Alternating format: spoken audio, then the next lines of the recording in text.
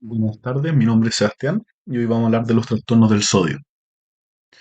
El sodio es el catión más abundante del líquido extracelular, tiene una relación directa con la osmolaridad plasmática y cumple un rol importante en la mantención de la homeostasis del cuerpo, incluyendo la presión arterial, el balance ácido-base, la regulación del potasio, del cloro y la estimulación neuromuscular.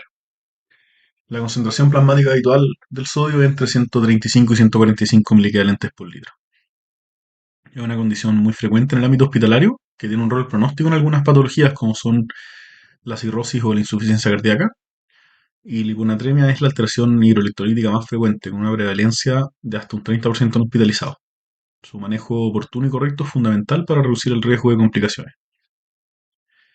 Sobre su fisiopatología, hay que destacar que los riñones manejan el balance de sodio y agua de forma independiente, y si bien el título es de trastornos del sodio, es básicamente la alteración de laboratorio que nosotros vemos, pero estos fenómenos corresponden a trastornos del agua en realidad.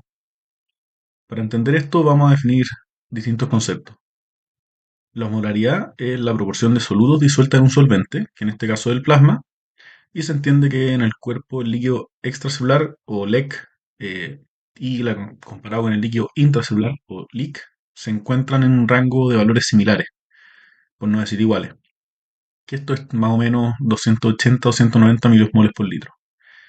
Esto es debido a que la membrana plasmática es un regulador osmolar. Por otra parte está la tonicidad, que es la osmolaridad efectiva, que está determinada por las partículas que tienen arrastre osmótico, que tienen un poder osmolar y que no atraviesan libremente por las membranas celulares.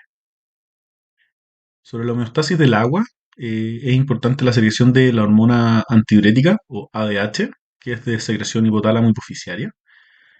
Esta, esta glándula sensa cambios de osmolaridad del 1% y por lo tanto al encontrar eso secreta ADH, que lo que hace es traslocar la acuaporina 2 en el túbulo colector y reabsorbiendo así agua libre. La osmolaridad urinaria máxima que se puede alcanzar es de 1200 milimoles por litro, y hay estímulos que son no osmóticos de la secreción de AH, como es los cambios en la volemia, que se sensan cuando alcanza un cambio de un 5%, y esto es pesquisado por varoreceptores que están en la aurícula izquierda, el seno carotídeo, la aorta.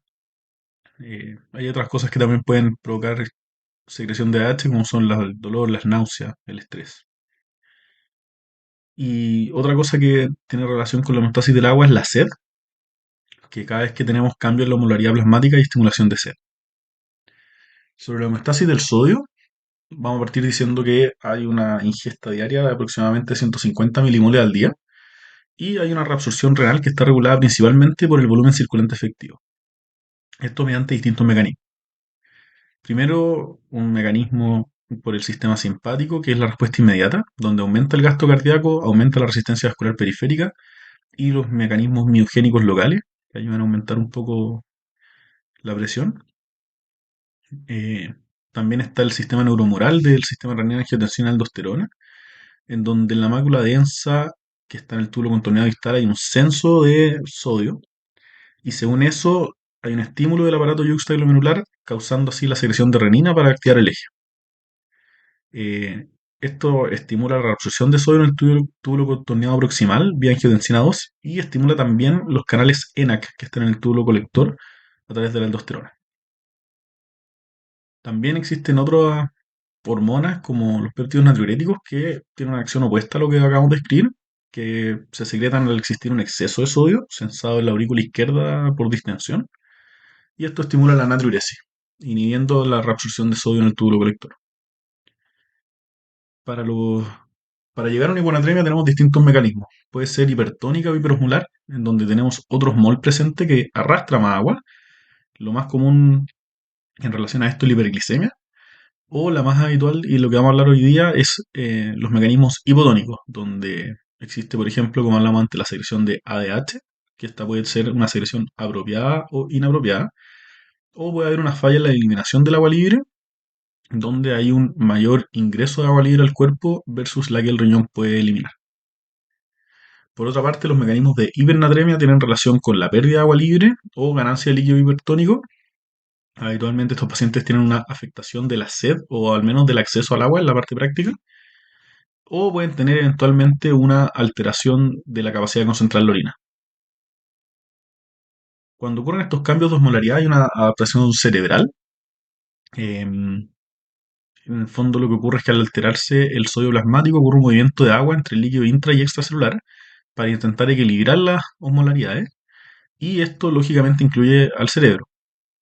Ahora, como el cerebro está en una cavidad inextendible, un cambio de volumen conlleva a un cambio de presión asociada que cuando es intracraneal puede ser considerable, lógicamente, por el tema de la expansión. Cuando hay hiponatremia hay ingreso de agua a las células con edema cerebral consecuente. Habitualmente después de 48 horas se dice que llega a un estado de estabilidad, porque hubo un movimiento de osmoles orgánicos que ayudan a equilibrar estas osmolaridades. El riesgo de esto es que cuando hacemos una corrección rápida hay una salida abrupta de agua de las células y esto provoca una desmineralización osmótica, perdón, no oncótica, osmótica, con daño de la barrera hematoencefálica y apoptosis de los oligodendrocitos. Por otra parte, en la hipernatremia hay un mecanismo opuesto, las células pierden agua y cuando hay una corrección rápida el paciente puede tener edema cerebral. Vamos a partir hablando de la hiponatremia. La definición es un sodio plasmático menor a 135 miligalentes por litro y habitualmente esto es secundario al exceso de agua en relación al sodio. Está asociado a mayor mortalidad y también a mayor estadía hospitalaria. Se puede clasificar según distintos tipos de clasificación, según su nivel, hay leve, moderado o profunda, con sus cortes respectivos, eh, según la velocidad de instalación, donde la aguda está determinada por menor a 48 horas, por lo que hablamos antes, porque no se alcanzan a equilibrar los moles, y esto tiene que estar documentado. Eh, al revés, la crónica es de 48 horas o más, o en caso de que desconozcamos el tiempo de evolución, vamos a asumir que es crónica. También se puede clasificar según síntomas entre asintomática, en donde lo que nosotros interpretamos que el paciente no lo refiere, pero se ha visto con los estudios y todo que incluso aunque los pacientes se sientan bien y asintomáticos, tienen mayor riesgo de caídas y de fracturas. Entonces, la verdad es que es discutible si es que esta clasificación existe del todo o no. Está la moderadamente sintomática, donde tenemos náuseas, confusión, un poco dolor de cabeza, cefalea. Y la severamente sintomática, donde hay vómitos, puede haber sopor, puede incluso haber convulsiones y coma. Eh, Siempre hay que descartar cuando tenemos un compromiso tan severo que estos síntomas sean por otra causa. La clínica de la hiponatremia.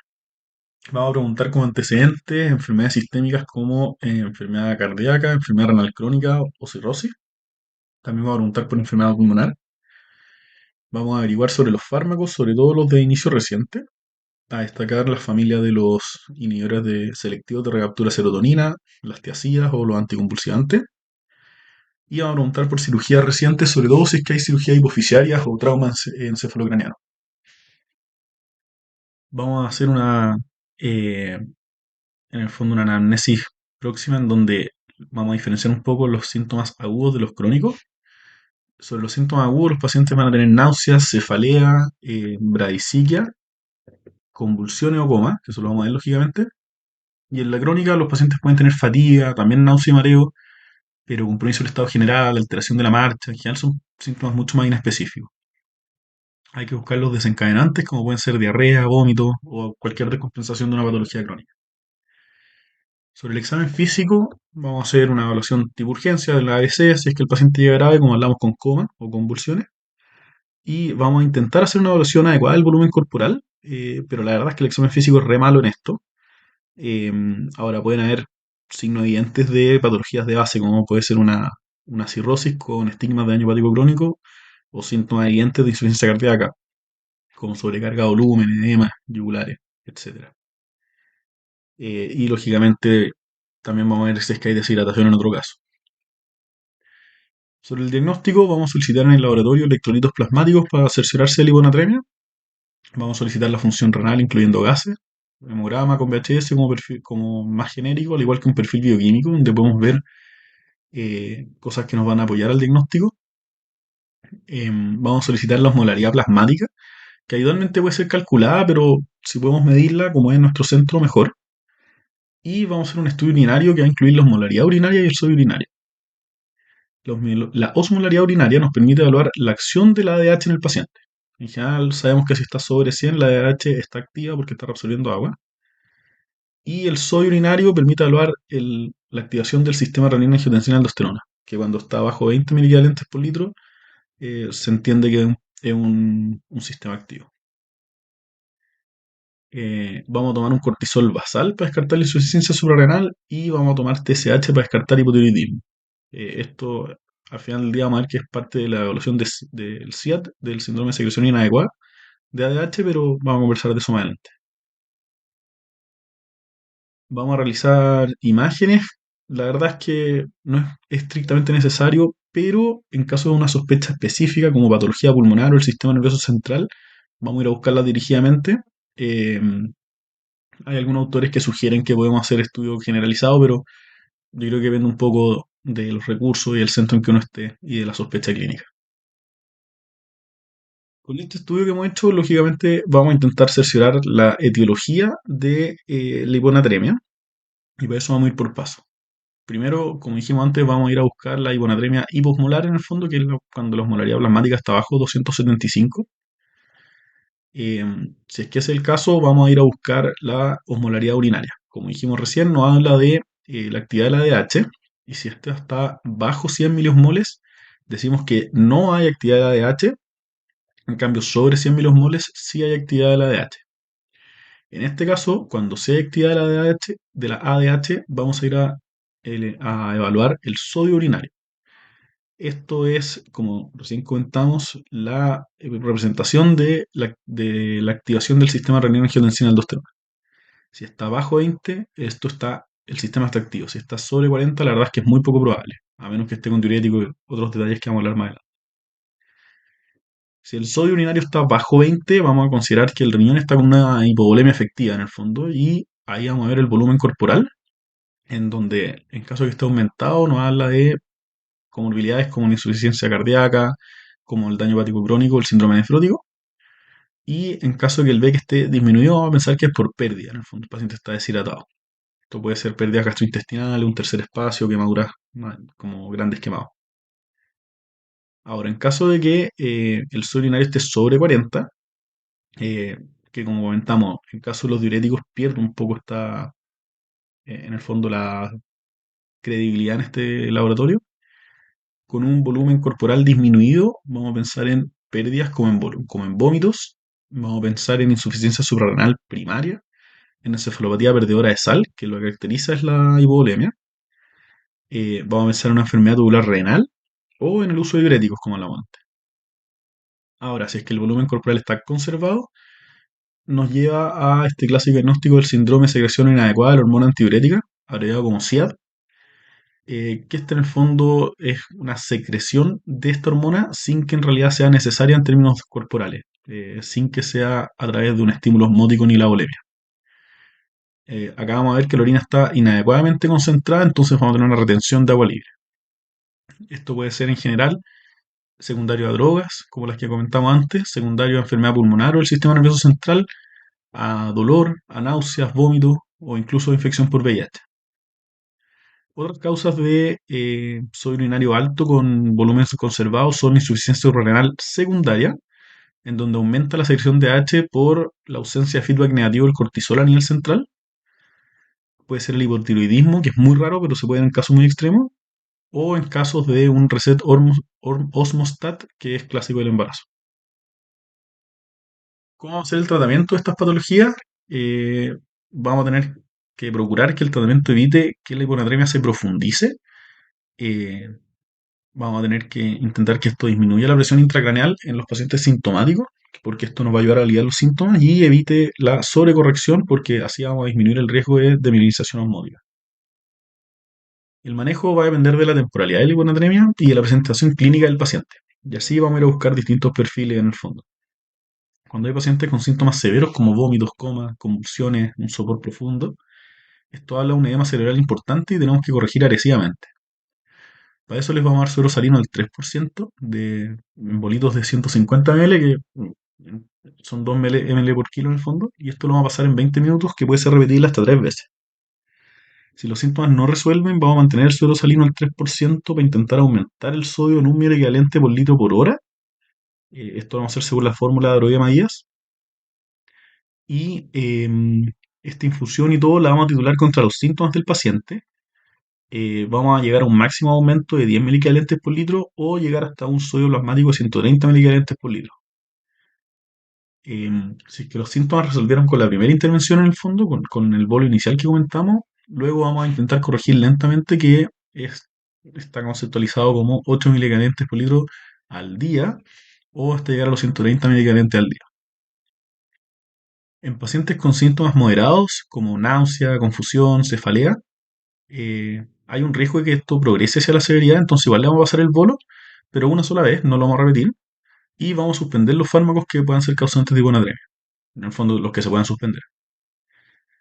En caso de que la hiponatremia sea asintomática, si es que es aguda, vamos a corroborar con una nueva medición de laboratorio, vamos a intentar detener las infusiones o medicamentos que puedan ser la causa, y si estamos 100% seguros de que la hiponatremia es aguda y que la caída es mayor a 10 milivalentes por litro, podemos pasarle el mismo lo que hemos comentado previamente.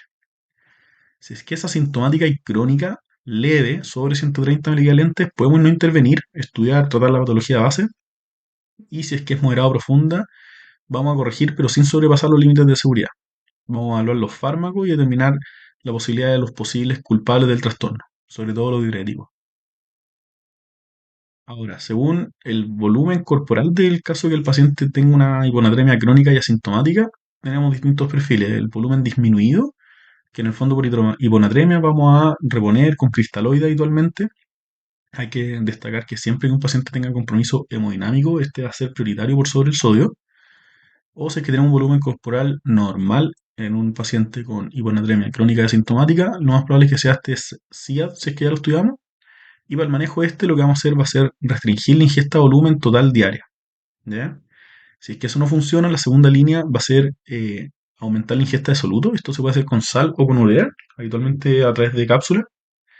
Y con eso lo que se estimula es aumentar la diuresis osmótica.